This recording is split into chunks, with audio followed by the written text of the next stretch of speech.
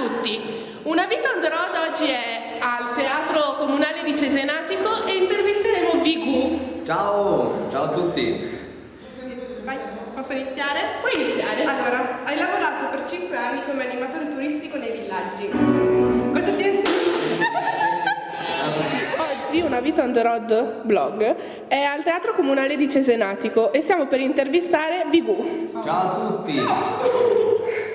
Allora, iniziamo? Domande facili, mi raccomando, Adesso come vedrai.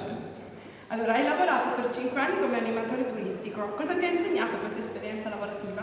Beh, come lavorare come animatore turistico è stata una bellissima esperienza, una grandissima scuola, ma mi ha insegnato a stare sul palcoscenico, ad adattarmi alle persone, a capire subito il carattere di una persona, perché comunque lì certe volte ti porta quel mondo lì ad adattarti alle persone, perché abbiamo tantissimi caratteri, sono dei caratteri un po' più complicati, un po' più semplici, però comunque lì è una scuola di vita, lì impari le lingue, impari i vari caratteri, impari a stare sul palcoscenico, ripeto, e impari a dare emozione e a riceverli, perché il palcoscenico Quindi lo rifaresti? bellissimo, lo rifarei, è il mio mondo, quello lì, Ok.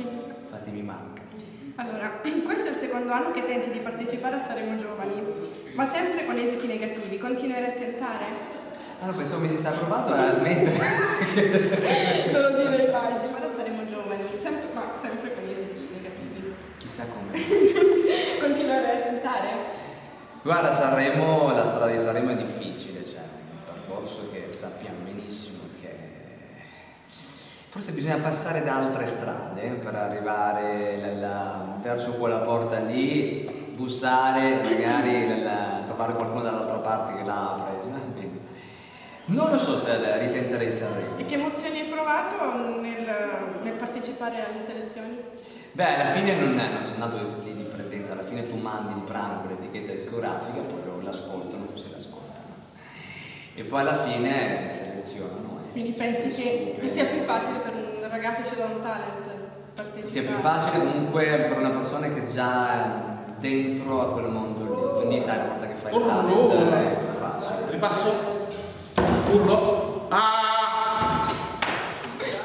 a Melissa, Laura e Martina